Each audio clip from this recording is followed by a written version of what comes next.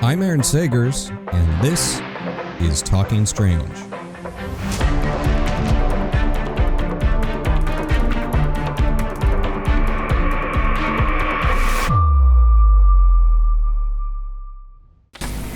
Hey there, spooky nerds. Welcome to Talking Strange, Paranormal Pop Culture Show. I'm Aaron Sagers, and my guest today is, well, he's a gentleman that I've been familiar with his work for quite a long time and have been trying to set up a conversation. And this has been on me because I've been flaking as far as the follow through about getting this actually scheduled. But he is a national best-selling Edgar and Lowell Thomas award-winning author and a USA Today best-selling author who is known for his macabre travel logs, his spooky kids books, his horror novels. His nonfiction work, which is largely how I'm familiar with him, is the New England Grimpendium, A Season with the Witch, Cursed Objects, United States of Cryptids, and Cult Following. He's also the creator of OTIS, Oddest Things I've Seen, and oddestthingsiveseen.com, where he really talks about his visits to thousands of oddities, cultural stops, folkloric stops, historic weird history spots. But he's also a novelist behind 12 Nights at Rotter House, as well as his books for younger audiences, including Death and Douglas, The Smashed Man of Dread End, The Black Slide, and most recently, if I can hold this upright, Welcome to the Ghost Show, which came out right around Halloween season, and we're here to talk to him. So, J.W. Ocker, hey man, thanks for being patient with me and making this happen. No, I appreciate the invite. This is a long time coming. And thanks for the intro. You made me sound really good. So I appreciate that. Of course. Well, with the Welcome to the Ghost Show, obviously I want to get into this because this is um it to me, I don't want to speak for you, but to me, yes, it definitely felt like an R.L. Stine type of story, but also more specifically to my generation, it had shades of Ray Bradbury, and I was kind of channeling Something Wicked This Way Comes as I was reading it, even though, this is for younger audiences, and so I really got a kick out of it. Uh, Ray Bradbury is my favorite author in the world. Actually, I have a collection of Ray Bradbury stuff right behind me. That's his jacket. That's stuff that was hanging in his house, contracts. I have a severed head from the movie Something Wicked This Way Comes up there in that glass case. So Ray Bradbury is definitely a touchstone for me in probably everything I do, Oh wow. honestly. Okay, very cool. Wow, that's some good memorabilia. Did you get an opportunity to meet Ray? Never, ever, ever. I got all this through, auctions and digging around and getting lucky and knowing a few people, but never, ever did I get to meet Ray, which is sad, but also keeps him, mythic for me. He's like this like bigger than life creature in my life that if I'd have met him, I don't know. It sounds like sour grapes. I didn't need to meet him. No, I just never got to meet him. Yeah, and there's also that challenge, sadly, with some folks towards the end of their journey. I know he was dealing with some health issues and things Yeah, like that. That maybe it would not have been the Ray that exists in your mind. right, So, right. but well, with Welcome to the Ghost Show, we'll get back into Ray in a minute, but. So the story is we have this school's creepy club, this paranormal group of young people, and we have Hazel, Gold, Zell, right? Mhm. And there's the ghost show, which is, well, set up. What is the ghost show that we are being welcomed to, and who Sure. is this creepy, eccentric ringmaster of it? Sure. It takes place in a town called Leonardtown, Maryland, down the eastern shore of Maryland, which is where I grew up. And this town, which has a very bad history as far as like has a giant tragedy in their past, and still kind of reeling from the effects of this tragedy that killed half the town, and actual physical effects of the tragedy. One day they all wake up, and on the edge of town is a 500-foot tall black skull, well, basically a building-sized black skull, and they don't know what it is, obviously. And why would there be a giant skull? Why would that ever exist forever? And just as an aside, the reason why that's the teaser is I had just finished up a two book contract with HarperCollins, so I was not under contract anymore. but they wanted me to pitch another book. So it's one of those things where like, oh no, it has to, I can't just like slide through in the contract with my books. I have to actually get their attention and convince them to let me do another book. And I was like, what's I need something big, I need something big, I need something interesting, something that's I haven't seen before. And that's how I came up with what if a giant, 50-story tall black skull appears on the edge of a town, right? So that was kind of like the seed of this idea. And what it is, well, you don't know what it is till the end, but what it basically is, it's inside of this giant skull, this building skull, is a very eccentric character who promises the people that he can show them actual ghosts. And that's kind of that's the germ of the story, is that I wanted to do something different with ghosts, right? The ghost tropes in real life and in fiction are all the same, right? They're wispy, they're unfinished business, they're like, they're all this, whatever. You can recognize a ghost in 2 seconds, right? And I wanted to try to pretend that those were all just constructs of fiction, right? All that stuff doesn't actually make sense. What would a real ghost be, and how would a real ghost come to pass?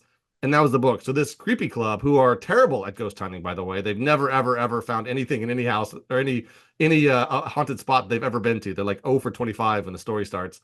Um, Suddenly get this opportunity to see real ghosts, and then that's kind of the entire story from that point on, is dealing with these real ghosts, and then the big unveil at the end of what everything is. So that's what it is. It's kind of a ghost story, but it's not at all a ghost story. Yeah, that's these this character of Amadeus Everest Manser as this, which I love it, a three named character, which is a great theatrical character, or a serial killer, I guess, is typically how the rules go. But he's a ghost catcher, but this ghost show is almost more of yeah, instead of your standard sheet ghosts, these can be a little gooey, I guess.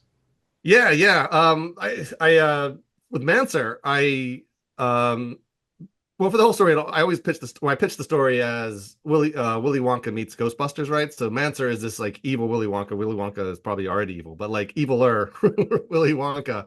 And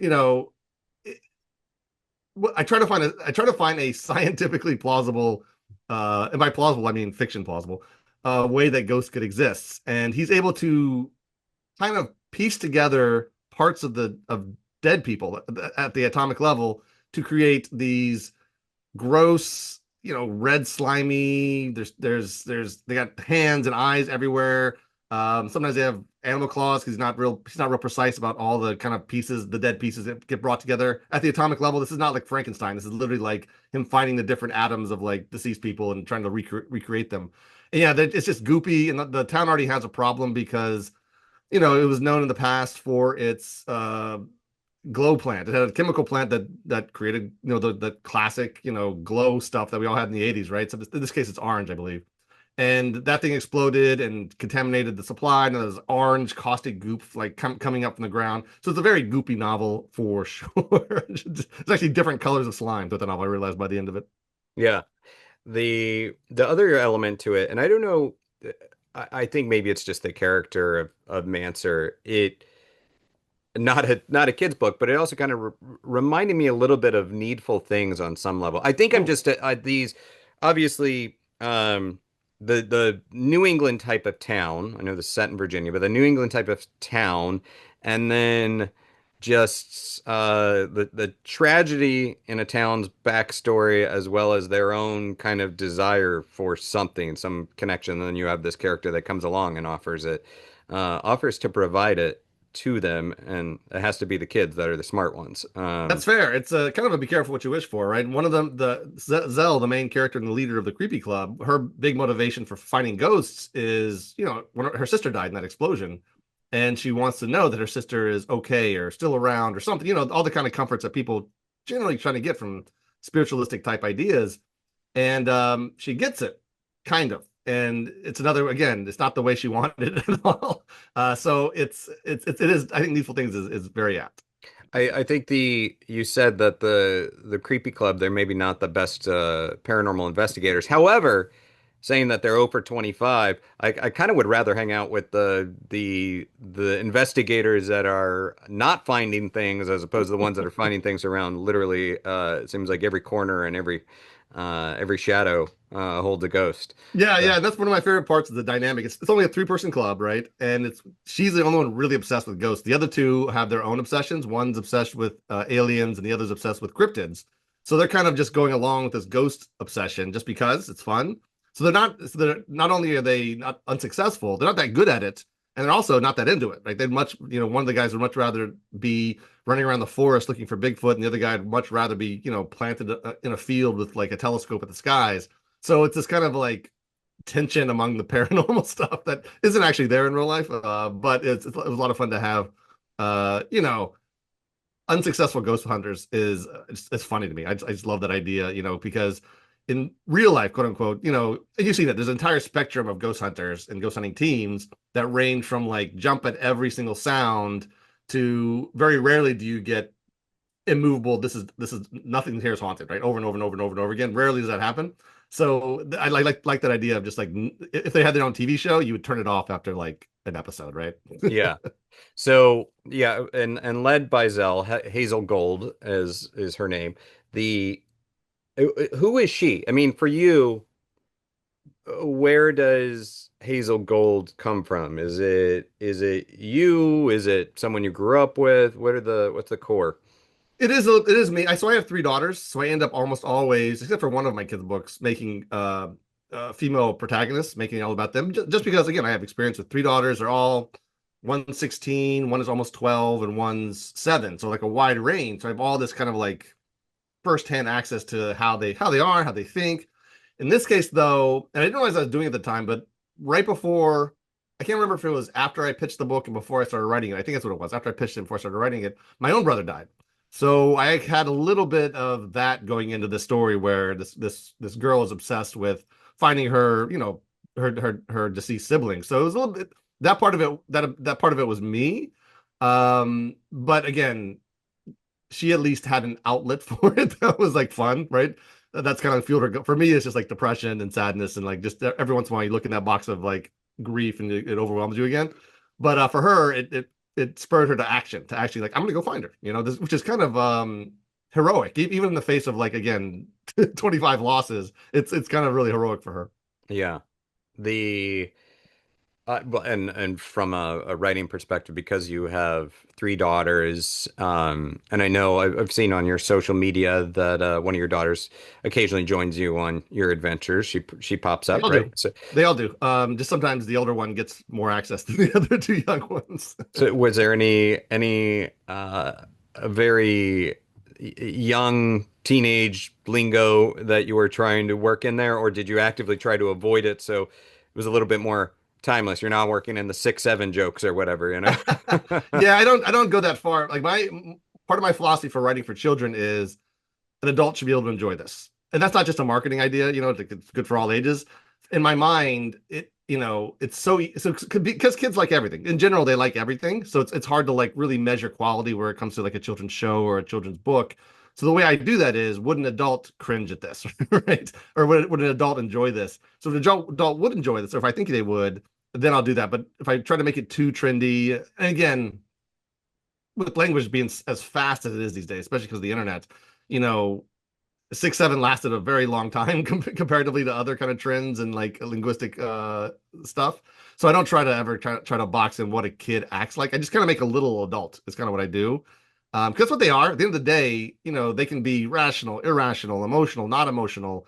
They can talk and, one day they talk like this, the next day they talk like that. And because they're all growing, right? I always joke that every year you lose a child because that version, the 9-year-old version's gone, but now you have a 10-year-old version to take their place. Mhm. So it's a little sad, but also exciting. So I don't ever try to be, I never try to like, even with my own kids, I don't really have like a child's voice. I never like, goo at babies. I usually talk to them like they're adults.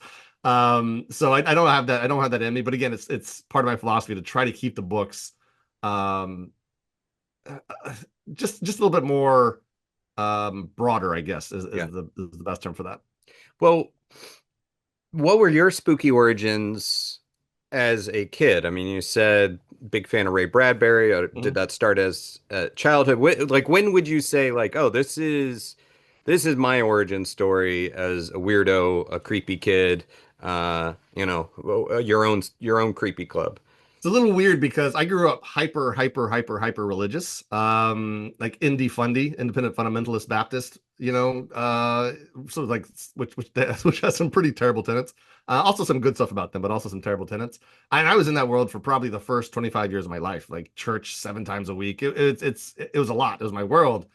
And because of that, I was a little bit protected from, anything too scary. When I started reading adult novels when I was like whatever, 7, 8, well, 10 or 11 probably, or young adult novels, I should say. I'd go and like pick them by the cover. I'd inevitably pick science fiction or fantasy because my parents wouldn't balk at like a spaceship or a dragon on the cover, but they'd balk if it said Stephen King, right? So like he was too infamous in Christian circles for them to let that pass. So I didn't. I always still had kind of trended toward monsters. I loved, Chewbacca was my favorite Star Wars character, and I was always collecting like rubber monsters and Godzilla and anything they would let me watch, which was, some things, but not like horror, but any kind of monster movie they let me watch. So I was, I would do that, but mostly again, it wasn't really super defined by it. And probably until college when I started watching a lot of horror movies, and I watched a ton. Like, imagine a kid that's only seen a few movies in their life, suddenly, discovering horror and then going to his local video store. This is way back then when it was VHS. They had so I used to live in Maryland, and at that time where I lived in Maryland, I was like 5 miles from the Delaware border. And across in Delaware, they had this small chain of stores called Movie King, and they had this deal called 5 movies, 5 days, $5. And I just went through their horror section one after the five at a time, right? Five at a time, five at a time. So over summertime, I would just imbibe these things. I always joke that people experience like Nightmare on Elm Street over the course of like 15 years from the first movie to the last, and I imbibed them all, in 1 to 2 days, right? Which these days is the norm, right? Binging. Back then we called it marathoning, but these days they call it binging. But back then you didn't really have that opportunity because you had to like find the media. It was impossible to find all the entries. So then around college, I started really getting to horror.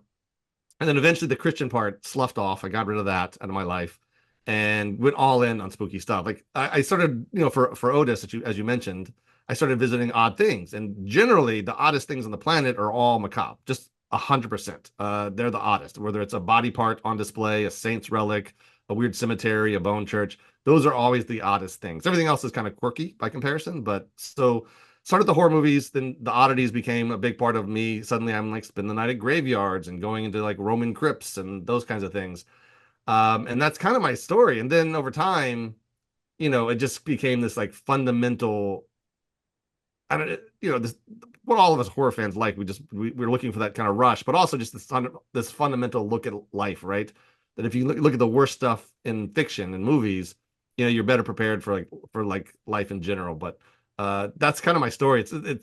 It's a story of arrested development a little bit because it took me a long time to, finally find the things I was passionate about after, being so inundated by religion.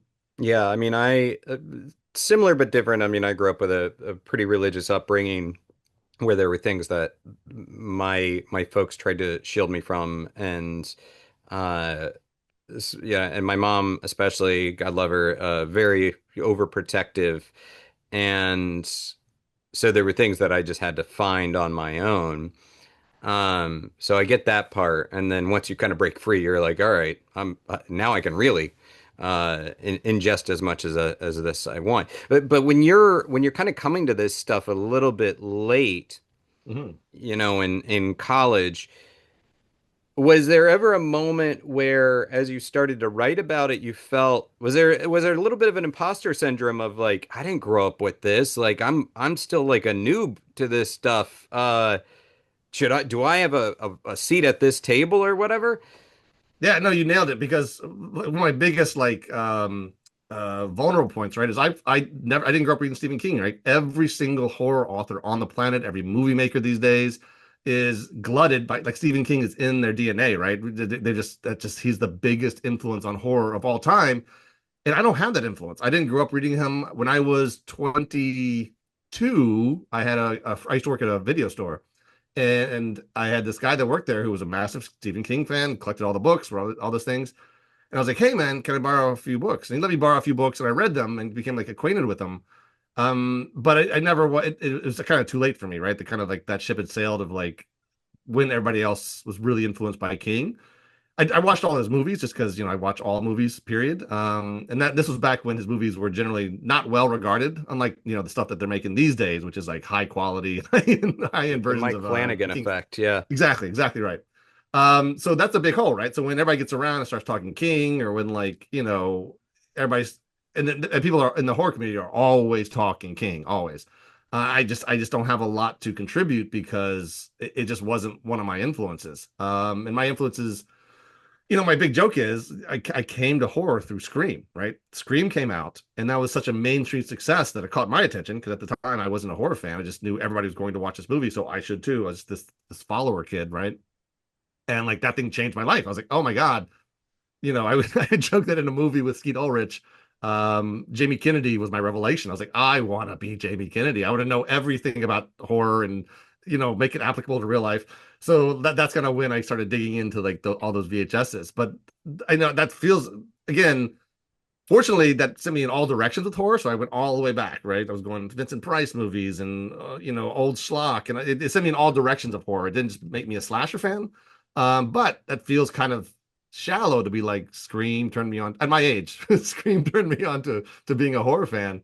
But it's the truth. So I have that all the time. And also for the fact that I've only written one adult horror novel. I have another one coming out. My second one finally is coming out next year, but I've only written one. So most of my horror novels right now are for children, and then all my nonfiction is horror, but it's like nonfiction, which people look at a little bit different. Hmm. Yeah, I would imagine it's also kind of tough. I've experienced this with some things that I missed when I was younger, but it can be tough, in my opinion, please weigh in, about when you come to something and you're a little bit older that everybody else loved when they were younger. There's also that you have to kind of work a little bit more in a way to capture that childlike love of that thing that everybody else experienced when they were 12, 10, 12, 13, whatever. I'm thinking not necessarily horror, but I'm thinking showing Goonies to an adult friend for the first time that missed it when they were a kid. Right. Uh, I love Goonies and I know why I love it. It's a little bit harder leap for an adult to find that joy. Yeah, and it always feels alien to me. And I hate saying this as a horror author and as a horror fan. Like the King love is alien to me. I don't Not because he didn't deserve it, obviously. It's because it's not embedded in me. So when I see like all these King projects and all this talk about King, I'm just like, what about all the other people that I found or whatever that I don't hear about? And again, that's a factor of his greatness is that he's like the Shakespeare of horror or whatever. It just doesn't connect with me. His fiction, just because I just didn't go through that. I just didn't go through that process with them. I love his nonfiction speaks to me. I think his nonfiction voice is actually better than his fiction voice. I wish he would do a ton more. Because I mean, he has a great fiction voice, obviously, but like his nonfiction voice is unparalleled. So, I always feel like an alien, and like I have to work harder to understand those things. Um, and I just feel like a bit on the outside, like you said, just a bit on the outside because of that. But I like that as a conversation topic because I feel like it's not something that's really talked about all that often about coming to something a little bit late for whatever reason and then finding that love like or it is a little bit a different hurdle. But Yeah, because he'll never be an influence on me, right? As yeah. as omnipresent as he is, as great as he is, my time for it being influenced is, in a real way that alters who you are, like as at adolescence, when that really, really, you make that work a part of your being, is gone for me. So I have a different kind of eye toward it.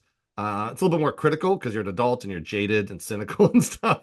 But I just have a different vibe with them than everybody else on the planet that I know who's into horror. And there's a few other, it's not just King, there's a few other things like that. But I definitely, caught up in a lot of ways. It's not with horror literature, unfortunately, but mostly with horror movies. I never stop watching them. Never ever do I stop watching them. And they're almost the only thing I watch. But horror literature is a little bit more of a dive. So I'm again weak in places that most people aren't when Yeah. it comes to horror lit. What, considering where you did grow up, I know you've written about and you're a fan of Edgar Allan Poe, Yeah. and you grew up not too far from the birthplace of the Ouija board, really. Yeah. So what were there legends, lore? What were your boogeymen growing up? Even though maybe you weren't ingesting some of the horror writing, and maybe your folks tried to, were not so much into the horror books. You're still steeped in an old place, lots of legends. So what were your boogeymen? What were your legends?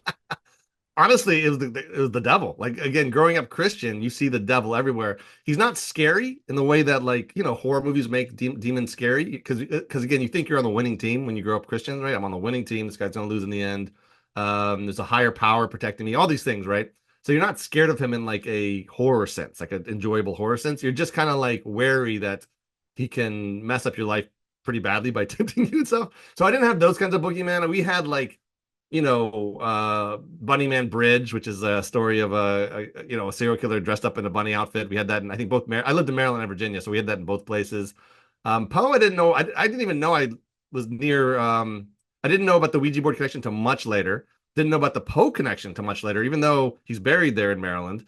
Came across him in Christian school. I went to Christian school, and that's one of the powers of Poe is that you like people feel like they have to give those stories to children, right? So we're used to reading like, especially in Christian world, like very wholesome adventure stories and classic literature, and then suddenly they give you this story about a uh, killer who dismembers an old man and puts him under the floorboards. Like you're like, what? Like so that's such a big moment in your life, and you're like, not only is this shocking at my age, I'm reading this, but my teachers believe I need to have this to be a better person. So it's like that Poe thing was such a shock to my system. And then I started looking into them on my own and came across the Raven. And the Raven was so amazing to me that I immediately started memorizing it, not as a school project, just because I needed it in my brain. I needed it filed away where I could access it at all times. So I spent like a week just memorizing that giant, long repetitive poem. So it wasn't until later that I'm like, oh my god, his house is right there, like not too far from me. His grave is right there. There's a statue of him. And then the Ouija board, of course. All the cool stuff with the Ouija board wasn't around when I was a kid, like the plaque in the 7-Eleven where it was invented, and then the guy's grave in Greenwood or Greenpoint where it's decorated like a Ouija board. That stuff wasn't around when I was a kid. That didn't happen until later. But I went back and saw it, of course, when I was going back to see family and going back to get crabs because I'm always gonna be a Marylander at heart. So yeah, we had such spooky stuff around us, and then the Blair Witch, right? That happened right at the right time. I actually lived for about 3 years, the town over from Burkittsville. I lived in a town called Brunswick, and across from my apartment is where they shot some of the opening scenes. So like Maryland doesn't get credit for being a spooky place, but it has such a horror legacy, and it saddens me that I didn't learn about it till later. But in general, I feel like that's how you do with your hometown. Like the first time, so I lived all around DC. That was my home city, was DC, and I didn't go to the top of the Washington Monument until I moved to New England. Like in my 30s, like I had to so you kind of sleep on your home in general. But I definitely wish I'd have made more, um, taken more advantage of like being close to those kind of touchstones of horror and Yeah. and ghost stuff. Well, and I mean, and you're right with the Talking Board Historic Society, Bob Mertz, those guys, they were the ones that really kind of were the trailblazers on the plaque of the 7-Eleven and the grave monument. That didn't come out till like in the 2000s, Yeah. 2010 maybe even. So yeah, you get a pass for missing that when you were a kid. But the Oh, you're going. no, although that plaque in the 7-Eleven is one of my favorite things to tell people. Like, where the Ouija board is invented? It's in the 7-Eleven over here. Let's go in. And like they go in, it's confusing. There's that metal plaque on the wall, and you're like, wait, this? And it blows their mind. It's such a fun. I'm so glad they put that there. It's such a fun kind of like thing to have. A lot of I also big Poe fan. So, and I went to Catholic school and it was similarly, it felt subversive in some level that suddenly be given these stories that you were required to read about, Yeah. dismemberment and or being walled up, Yeah. in a winery or a cask, I guess. But there was also the stuff like scary Disney. And that was stuff that I loved. And again, kind of goes back to Bradbury. I think before I read Something Wicked This Way Comes, I saw the movie with Jonathan Pryce and Yeah. Jason Robards, and so there was an era of, hey, we can scare kids, like, and we Mhm. don't have to make it cutesy, maybe, not even really pulling punches in a way. We can scare kids. Yes. And then it felt like we've culturally got away from that. I don't know if we're kind of back in that space. I've seen some things that suggest maybe we're okay with doing scary material for kids again. But so I'd like to get your take on that, but also your approach to, if Welcome to the Ghost Show is, recommended ages 8 to 12, what's the line? With, scaring, pulling back, going too far, trusting your audience that they can handle it. Obviously, you have three kids, so you have a sense of it. But speak to that a little bit. Yeah, although I caveat by saying oftentimes I describe myself more as an experimenter than a parent with my kids. But yeah, I think it's interesting. So with books, you have a much wider flexibility for what you portray, right? Because kids have natural filters in their heads, and if they don't understand it, they won't understand. Because books, more than any other medium, any other art form, is a communal exercise, right? I write the book, but it's your imagination that brings it to life, right? So you might imagine my characters differently, or you might imagine the settings differently, or anything I leave out, you plug in and make it make sense in your head. So it's a communal exercise. And when kids read something above their level, they will just kind of assimilate it in the way that they can, right? At their level of maturity, at their level of knowledge. I mean, I was reading, golden age science fiction when I was, 9, and half of maybe more than half of the concepts in there just went right over my head. I still enjoyed the story, and I still like those things. So there, with books, you have a lot more leeway, and I almost to the point where, I don't tell my kids they can't. I don't ever tell them no that they can't read a book. And kids will read a higher. Ideally, kids will read higher than their actual age, right? So a lot of people, even though that book is meant for 8 to 12 year olds, there are 12-year-olds that'll read a Stephen King book, no problem, right? So I take that back. There's one book that I won't let my kids read, and that's 12 Nights at Rotter House, but only because I wrote that. And I don't want them like like dads. This came out of dad's head. Like somebody else wrote that book, I'd let them read it, but I can't let them read an adult book I wrote. But so books is fine. What I'm learning though, and this is kind of terrifying in a way, and I just deal with it by ignoring it, is kids have access to every single media on the planet right now, right? Every single movie, every single series. They can get access it without parents knowing. There's a million ways they can do it. They have a million sites that are, I can lock down Netflix as much as you want. They'll find it on these other pirate sites, right? So, their their access to it, it's kind of good. Like they find their own way through it, and you're not kind of like beating them down with morality, or your own morality, I should say, your personal beliefs. I kind of like it. I kind of like, and in my experience, when I was a kid and I was reading, you know, golden age science fiction, if my parents would have known what was in those books, Hmm. they would never have approved. But all they saw was a giant spaceship on the cover, right, and some aliens.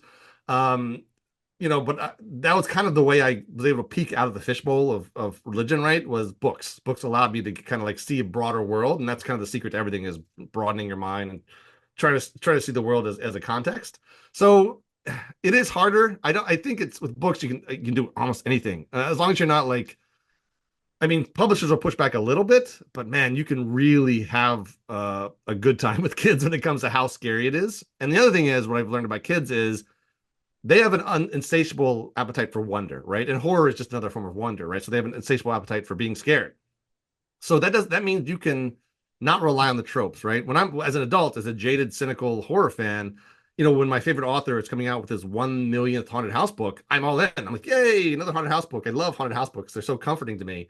But if he tries to get too experimental or come up with new stuff, you're a little bit like, what? What's this? What's this? This isn't comforting. Whereas kids don't care. Like, give them some new scare, some new monster. They'll take it just as easily as they'll take a werewolf, right? And so that's another part of my philosophy, is trying to come up with new kinds of monsters for the kids, because they'll find werewolves and vampires and they'll find all that stuff on their own, because it's all out there.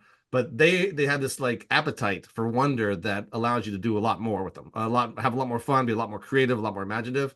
So I don't think there's really a line. I mean, every horror fan I know, their story is, I would sneak movies when mom wasn't watching. I'd sneak down at night and like turn on a cable TV and like watch something, or I'd read a horror book under my pillow.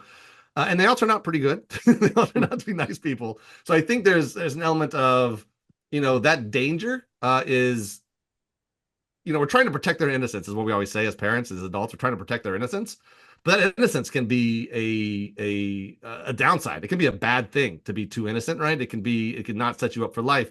So letting them kind of test their capabilities against art, I think, is exactly why it's there. Let them experience atrocious things through art, and then like maybe they're better off life wise. So I don't think too much about it. My books don't have, most kids books, there's no cussing, there's no like sex in the books.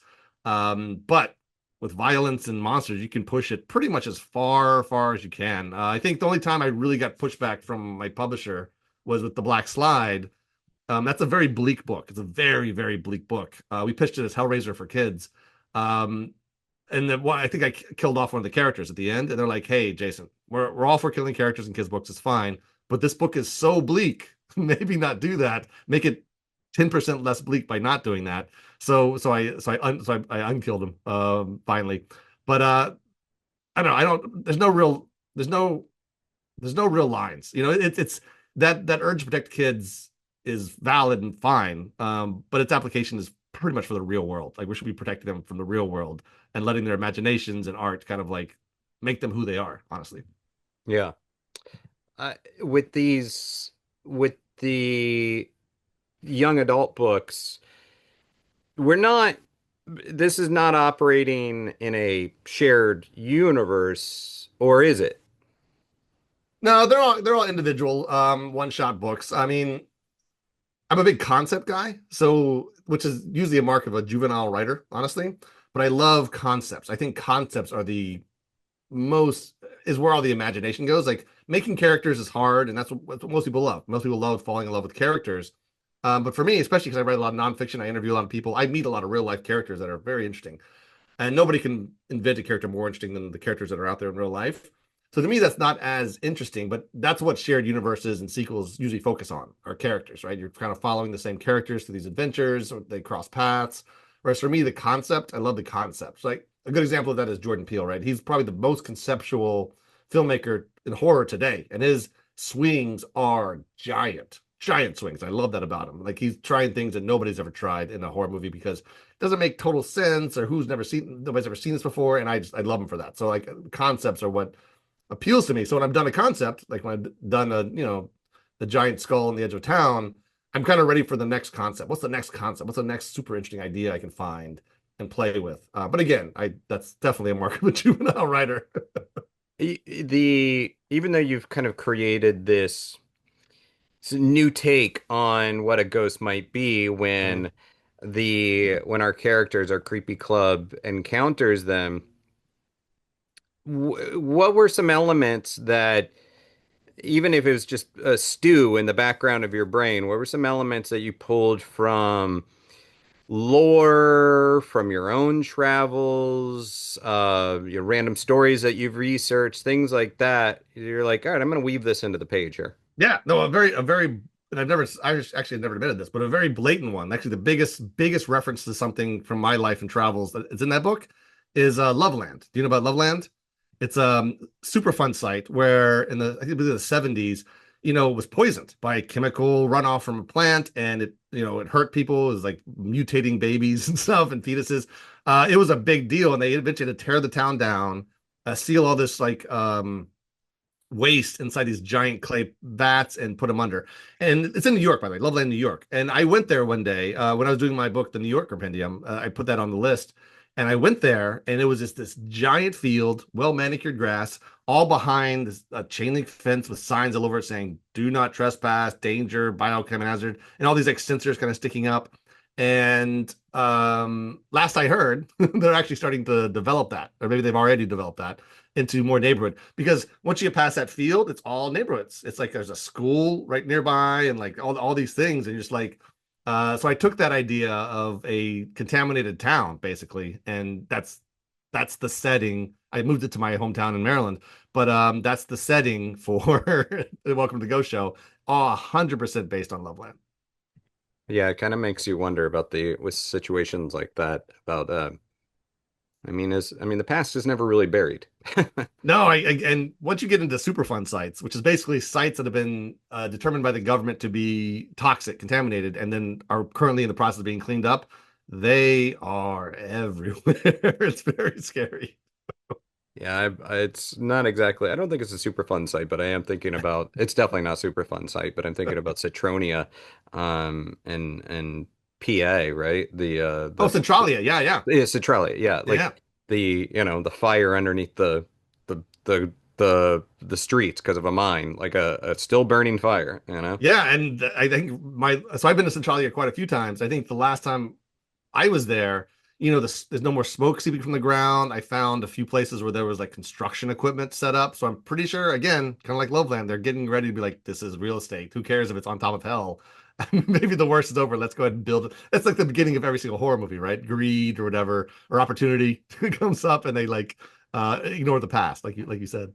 Yeah, you moved the headstones, but you didn't move the bodies. Exactly, exactly right. The Now, just to shift gears a little bit, because I do want to talk about your research and nonfiction work. Because, well, first off, doing you may have touched on this a little bit earlier, but what was the first thing that you really remember researching that we talked about, when you kind of came into your own, but what was the first thing that you really remember researching?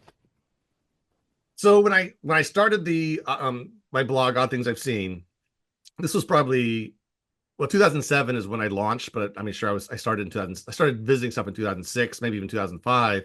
And the first few things were just whatever I could reach. So it was I had been to the Mothman statue in Point Pleasant. Although I had barely when I wrote that thing, I barely scratched the surface on that thing at that time.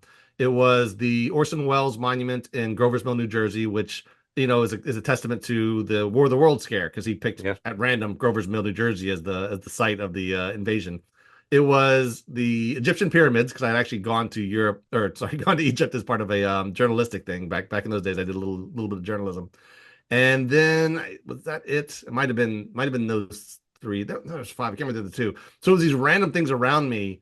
At the time, these days I live in New England, but back then I was in the Mid Atlantic, so I could get to Pennsylvania and Delaware and Maryland and Virginia and West Virginia really easy with just like a Saturday road trip. So that's the first like group of things. Probably the first ever oddity I went to. The seed started in college, and I went to college in Florida. And I went. There was this bank downtown Clearwater that one day sprouted a rainbow Virgin Mary on the side of it, which I thought was fascinating. And for the first time in my life, I was like, "Oh, that's cool. Let's go see it." Like again, I'd never really done that before. When you read about something at the time, it was in newspapers. Like the internet was barely alive at the time. They're like, "Oh, that's just down the road. Let's go see it." So we went to see this miraculous appearance of the Virgin Mary, which was literally just they had cut down the building was kind of mirrored and it was ringed with palm trees. So you cut down one of the palm trees and all the condensation from years of that palm tree at the glass had just made this, made this mirror version that looked like Mary. It didn't really look like Mary, the whole like, shrouded kind of form. So that was the first time I ever was like, I need to go learn more about this thing and really dig into it. So that's kind of where all that started was just here and there oddities that kind of fit, my interest, which was anything kind of weird at the time. I vaguely remember that. Where'd you go to college in Florida? Doesn't exist anymore. I was still like Christian at the time, so it was called Clearwater Christian College. It was Okay. this tiny little college of about 600 people in the swamp on the causeway between Clearwater and Tampa. In fact, my next horror novel that's coming out, we haven't announced it yet, but coming out in February of next year. It's set at a Christian college in the 90s in a swamp in Clearwater. I, So really I digging, really mining my path for that. I love it. I grew up in Orlando in Central Oh, Florida, so there you go. I the weird stuff of Florida is, I know there's sunshine laws and everything, but there is legit weird stuff happening in Florida. I try to Uh, pitch Florida all the time. I didn't stay in Florida because I can't. I needed seasons. I needed New England. I can't stand the heat. I couldn't all those things. However, if you and so people always look down on Florida, but like I'm like, no. Do you guys understand how much cool stuff is in Florida? Like if you can get through the heat, right? It is an amazing place, and whatever, and its reputation for being whatever it is. It's got some amazing stuff down there. It's like a wonderland down there for sure. do you have you had a moment where in your adventures, your research, where you moved from academic kind of research and curiosity into there might actually be something weird happening here, whether you want to label yourself a believer or not, but something that kind of pushed you into that other category? Yeah. I have two answers to this. So the first answer is not really. So one of my biggest like disappointments in life is that I am a non-believer. But my caveat to that is not in the sense of, I'm more rational or know better than people that do believe. I firmly believe that, everybody's one experience away from believing anything. I don't care, socially, politically, personally, paranormally, you're one experience away. It's just for a guy like me that has stayed overnight at abandoned asylums and prisons and murder scenes and graveyards. I just haven't had that experience yet. I haven't had that, and I hate it. I hate because I love the aesthetic of it. I'll give talks to ghost hunter groups sometimes. I tell them right up front, listen, we have everything in common. I love ghost stories. I love the aesthetic. I love running through old buildings at night. I love local history. I just haven't had that experience. And again, keep in mind, it's coming from somebody that for 25 years believed in like he had the creator of the universe in his heart, that kind of thing. So I know extravagant beliefs, or anybody can have an extravagant belief. So no. However, when I was researching cursed objects, my biggest surprise was that there might be a scientific basis for cursed objects, and that blew my mind. I never, in all my paranormal um, research, I never come across, other than aliens, obviously, but like never come across like science saying, "Hey, there actually might be something to this, guys." And it was interesting, but also terrifying. I mean, if cursed objects are real, that's like the worst thing you could tell me. I'd rather face a ghost than like, the being around a cursed object, because they're insidious, right? I always joke that you never, if you're going through a period of misfortune and you think you might be around a cursed object, you're screwed. Like the thing that's cursed is the thing you don't suspect. Probably the ottoman, the rocking chair. Like if it's easy to suspect a scary doll or a skull or anything, but usually it's the other thing. It's the thing you never expect, the chest of drawers. So that was the good one, because the reason why scientists give some credence to it is that we have this thing, we like the placebo. But the placebo effect is a effect that we don't understand at all, the way it works, but it does work. Even if you know you're taking a placebo, it still can work. It's just like amazing thing that the body can trick itself into healing. And if it can trick itself into healing, it's possible that it can also trick itself into bad things. So if you believe something's cursed, it can have all the effects on if it's actually objectively cursed. So that to me was my biggest surprise of, oh, cursed objects are actually real. That's kind of the thing. Other than that, but usually the lessons I take from them are they're all real in a very important sense, right? Cursed objects, even if you take away the science, cursed objects are real in the sense that they are objects that we've used to collect stories, right? Mostly stories of misfortune, but to collect stories. Cryptids are examples of us not wanting to give up on the wonder in the world, right? And these have all had real effects, right? My book about cryptids was all about visiting towns whose entire economy is based on a sighting 40, 50 years ago. So that has a real world impact. And if it has a real world impact, it's real, right? It might not be, even if you don't believe Bigfoot is biologically real, he has had an impact on our culture that is undeniable. So that makes him real in a whole different sense. So again, my books about the paranormal aren't debunkings or trying to prove them. They're kind of attempts to get at the meaning, like why, like the Bermuda Triangle is easily debunked, but why has the Bermuda Triangle become the Bermuda Triangle? That's a way more interesting question to me than if it's true or not. Why is it, among all the swaths of ocean and sea out there, did it get the reputation it has? So to me, there are so many more meaningful questions around the paranormal than is it true or false, and that's kind of where my work goes. Yeah, I agree. It's sort of what does this say about us Hmm? culturally as a community? Yeah. And there's a lot that I agree with you on that, and that I'd love to unpack. I I want to go into kind of a territory about sort of lore versus ghost story because I research a lot of these stories, and even you mentioned some of these cursed objects. There's more of a story instead of a historic basis behind some of Yeah. these. Mhm. So, when what's sort of your viewpoint and rule of thumb when you're looking into some of these things about baked in lore that could be good for business versus documented fact and whether it matters or not? Yeah, it's a good question because there's types of researchers that go deep, right? I have a friend of mine who writes books, and it takes him 6 years to write a book because he is researching everything, going deep with original documentation, calling it out.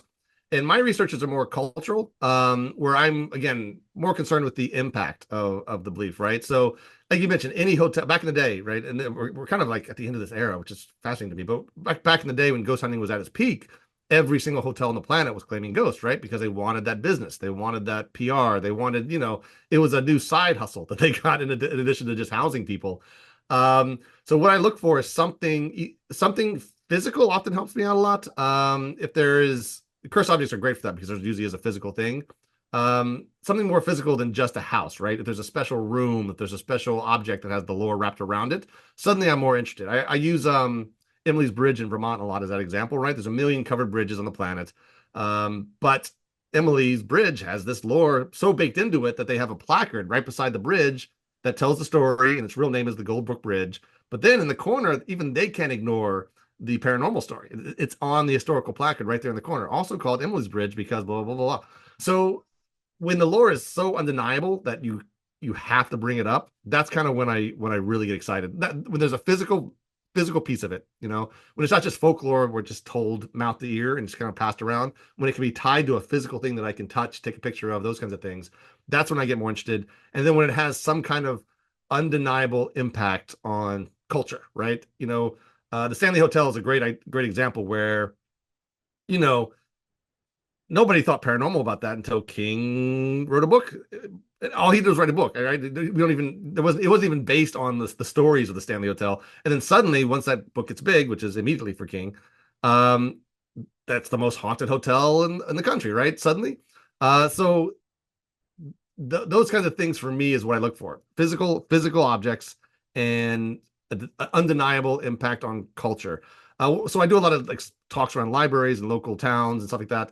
And there's always somebody coming up to me like telling me a story, and I love it. I love it when they do that because it helps me find things that might not be beaten to death on the internet. But also, oftentimes there's not a lever for me, right? They say, "Hey, we used to think this, this guy flew around the graveyard at night." I'm like, "Oh, does he have a gravestone there?" Well, no. Was there something like a hanging tree? Anything connected to him? No, it's just kind of a story we tell. I'm like, all right, cool. But it's not enough for me to dig into. But put a hanging tree there, or put like grab a random New England gravestone that has like a decayed image of a woman on it and call it a witch stone. Like that stuff will get me every single time. If it gives me a chance to get in the car and drive to it, I'm all for it. I mean, I know it's not really the focus of your work, but when is it when would you say it's a you want to burst that bubble a little bit, or feel the need to burst that bubble a little bit?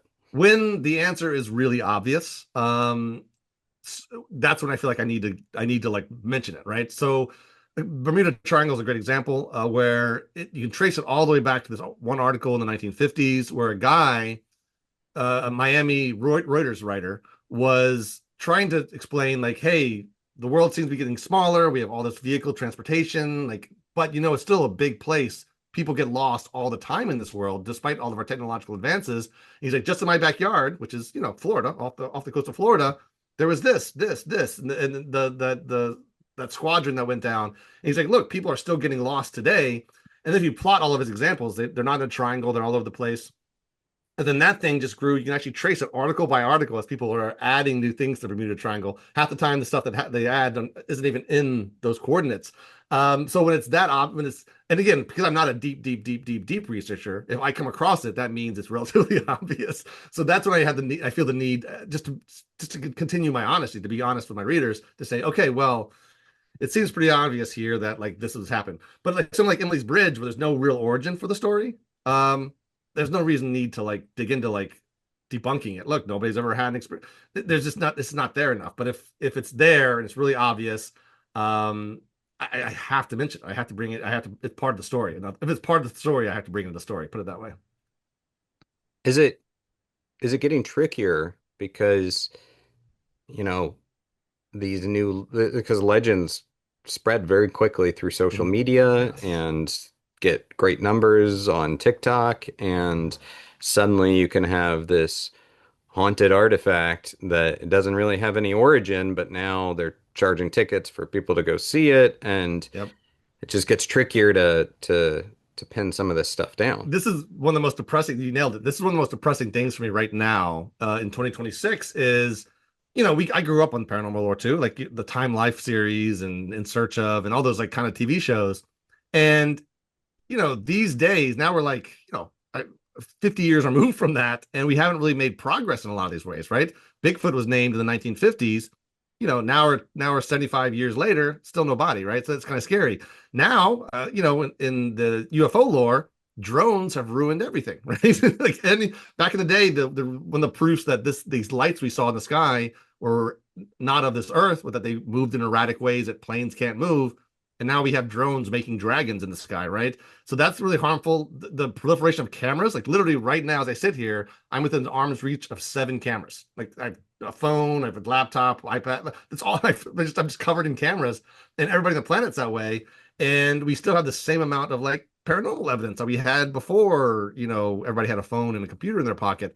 So we're getting to a point where all those old stories are no longer attempts at proving what's true about the paranormal, and they're just becoming stories, which to me is a little sad, because they're better than stories, right? Any novelist can invent a story, but these things have a history, they have a legacy, they have they have this long, all of these explorers throughout time, and they've been researching all of these paranormal spots, all these paranormal things, and we're getting to a time where technology has really kind of ruined proof. And then AI, right? Now we have AI that can pretty much fake anything.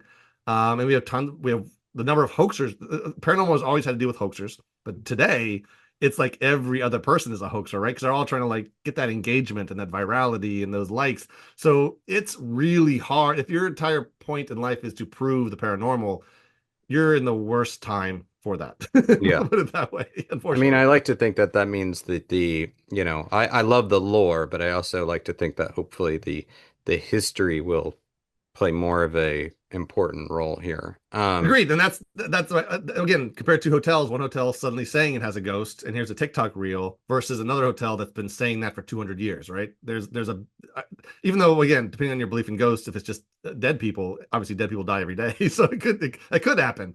But the one with the legacy is the more interesting story, obviously. Let me ask you before I let you go about your upcoming projects. I know Hmm. you said you had a fiction book that's coming out next year, but we also have Don't Go There and Chasing the Headless Horseman, The History, Havoc, and Halloweens of the Real Sleepy Hollow. Just give us a rundown of those two projects. Yeah, so Don't Go There is a continuation of my series with Quirk, which was Cursed Objects, United States of Cryptids, and Cult Following. So it's another one of those like really well-designed books where I tackle, 30 different topics, right? It's a collection of essays, like those other 3 books are. In this case, what I try to focus on is parts of the Earth that had accumulated multiple levels of both paranormal lore and historical, whatever the opposite of lore is, historical fact, I guess. Um, and this isn't, and I'm talking about big swaths of the country. I'm not talking like houses and asylums. I'm talking entire islands, entire forests. Bermuda Triangle, we mentioned, that's in there. The Valley of Headless Men in Canada is in there. The Suicide Forest in Japan is in there. So it's entire places that have accumulated. These places usually have UFO lore and cryptid lore and ghost lore and serial killers, and these dangers and tragedies happen there. So these spots on the earth, we call them sinister spots in the subtitle, a tour of the world's most sinister spots. Those are what I focused on, because again, it just seemed to me the stories of how these things got there is really fascinating. Why is Salt, the Salton Sea is in it as well, right? Which has no real paranormal lore, but it has tragedy after tragedy, and it's such an interesting story and is gross and all those things. So that's what Don't Go There is about. Chasing the Headless Horseman is a little bit more personal. I wrote a book about 10 years ago called A Season with the Witch, where I moved to Salem during the month of October, and I interviewed everybody from the mayor to buskers. I visited every historical site, every attraction, and tried to like kind of figure out this weird town during its weirdest month is what I did. And I want to do that again. And the only other town you can do that with is Sleepy Hollow, New York. So this is me, going to Sleepy Hollow, spending so much time there, learning about the historical sites, the attractions, how they celebrate Halloween for a month, and its problems. Also, because it's a real city. It's like 20 minutes from Manhattan. And it's facing right now, it's at this big crossroads where it's tourism, it's Halloween tourism is bigger than ever, massively bigger. And this is a town of only about a village, only about 11,000 people, is massive, but also it's starting to become high-end bedroom community for Manhattan. Like multi-million dollar condos are being built there, and all the high-end infrastructure that surrounds that. So history-wise, that's a very important point in its life, but also it's just a weird place. The entire town is built around its entire economy. Typically has been built around the idea of being home to the world's most famous ghost, or the country's most famous ghost story. So it's a fascinating topic. It's a one narrative, unlike Don't Go There, which is, it's an essay collection. This is one narrative that takes you through everything in Sleepy Hollow. By the time if you read this, you felt like you spent Halloween for a month in Sleepy Hollow. Is the idea there. But Headless Horseman is my favorite monsters of all time. So like getting to do this I've been trying to get this book done for like 7, 8, 9 years, and finally I had the opportunity between contracts and stuff to pitch this idea. So I'm excited about both books, but that Chasing the Headless Horseman is the one I've been chasing for a very, very long time. Well, I'm looking forward to that. I know I'll have to bring you back to chat about it, but Yeah. I've thought, and I know about your writing about Salem, but I've personally I've thought a lot about Salem versus Sleepy Hollow insofar as Yeah. both these towns that are defined by, you on the town seal and on the cop cars you have a witch in Sleepy Hollow, or in Salem, and then in Sleepy Hollow you have the Headless Horseman. Yeah. Except Exactly. one is a tourism based economy, a Halloween town that has become very kind of like Wiccan central, uh, where real tragedy, massacre took place versus a fictional story, um, that is now cast it in that light. It's just an interesting kind of dichotomy there. Yeah, I do a whole chapter in the book compares Salem and Sleepy Hollow, and you're right. The fundamental difference is the catalyst, right? So Salem again is built on a tragedy. How it got to become a Halloween town is like a big zigzag line, though. It's not direct witch trials to Halloween, but the catalyzing incident was a tragedy. Whereas in Sleepy Hollow, the catalyzing incident was art. Somebody wrote, Washington Irving wrote a story. So as a result, it's a much different. Even though they're both Halloween books, like right in the cover, right in the subtitle, they're Halloween books, Halloween nonfiction. The difference between these two is vast, but the similarity between these two is also extremely large. So it's a really cool comparison to think about. And I love both these towns. I've been going to both of them for 20 years. So I love them both, but there's such a study that can happen between the two of them. Like you said, the Yeah. comparison is so much fun to do. Yeah, Washington Irving fascinates me as a person, as a human. So like, yeah, I look forward to that. We'll have to chat more. But Yeah. I guess the final question, I'm gonna cut you loose.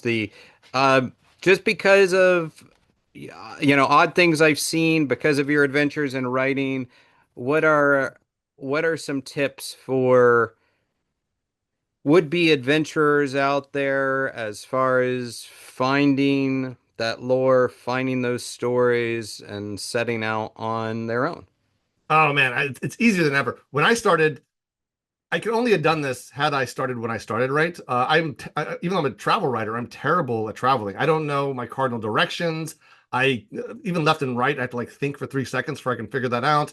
But when I started doing this in the early 2000s, GPS units had been invented. Google Maps was around. It wasn't like what it is today, but it was around. The internet had already started, right? And people were starting to like fill the servers with all the collected knowledge of humankind. And without those things, I never could have found these. But because of those things, I can find them to the square inch. I can find anything down to the square inch, right? These days, it's even easier in a good way. I say it in a good way because now Google Maps has Street Views, right? You can literally just see where it is in Street View. we have Alex Obscura, we have all these sites and all these people in social media, people collecting visuals, right? People going places just for the social media cred, right? Because they want to stand in front of something cool. So look around, dig deep. Like the best, if you're trying to find obscure lore, talk to people, which is hard. We don't do that these days. But that's what they did before me. They actually had to like go to places and talk to people and wander around. So just look for that. But if you're trying to hit places like Centralia, which is really cool, if you're trying to see, what's haunted in your town, man, it's out there. The internet helps, all the tools. When I started as a travel writer, I was not paid to do this. I didn't have a gig. I didn't have any. I just one day got in my car and drove. And what will surprise you when you start digging into this, how much stuff is out there. So I've lived in this town in New Hampshire for I don't know, 18 years. I'm still learning new things about New Hampshire, weird stuff every month. So and of course I'm spoiled a little bit because I'm in New England, but I do this talk at libraries where like within a tank of gas of anywhere in this country is amazing wonders. So really, that's all it. Find it, go to it, like drive to it. Like there's really it's so easy these days and still so fulfilling to do it. Changed my life, obviously, my career, but also as a person, it changed me. It changed my perspective. It broadened my mind. Like the best feeling is finding something and saying, how did I go my entire life without knowing this existed? Like that blows my mind that this existed. Now, what else is out there that I haven't come across yet? And suddenly the world's a giant, interesting place again, and you're not just trapped in like the doom scroll of your social feed. So I highly encourage everybody to do this. If I can do it, anybody can do it. Yeah, I agree. I believe everywhere has a story. Everyone has a story. Mhm. You just have to be willing to look and listen. So I'm very much on the same page with you. And I mean, JW, I've taken up enough of your time, but before I let you go, I just want to reiterate that first off, I mean, J.W. Ocker, you can find a lot of his books. Well, you can find all of his books out there, but also you do the OTIS, the Odd Things I've Seen. You also have an active Patreon, and the new book is Welcome to the Ghost Show, and that is out now and just around the corner, closer than we think, is Don't Go There and Chasing the Headless Horseman True. coming up this Halloween. And anything else you want to put out there before I cut you loose, my friend? No, no. I just say thank you for having me on, and thank you for this conversation. We actually went a lot of places I've never gone before. I do a ton of podcasts, but there's a lot of stuff in here I'd never ever talked about. So thanks for that No, opportunity. I appreciate you, and I can't wait to chat more. And so, for everyone out there, thank you guys for checking in. And one more time, my guest is J.W. Ocker. The new book is Welcome to the Ghost Show. I'm Aaron Sagers. This has been Talking Strange.